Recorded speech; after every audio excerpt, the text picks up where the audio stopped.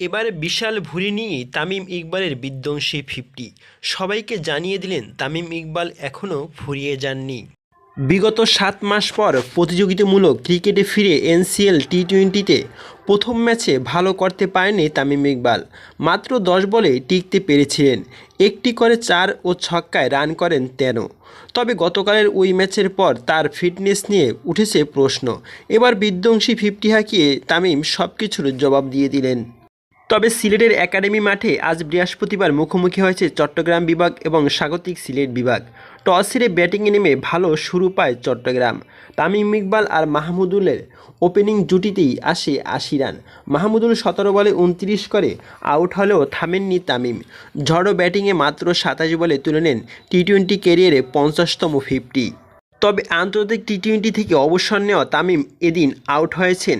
তোফায়েল আহমেদ তার বলে খালেদের তালুবন্দী হয়ে থেমেছে তামিমের 33 বলে 8 ও 3 ছক্কায় 65 রানের ইনিংসটি। তার স্ট্রাইক রেট 196.97। এবারের এনসিএলে টি-20তে 4 ছক্কার বন্যা দেখা যাচ্ছে। এতে এবার যোগ দিলেন তামিমও, যদিও তার জাতীয় দলে ফেরা এখনও অনিশ্চিত।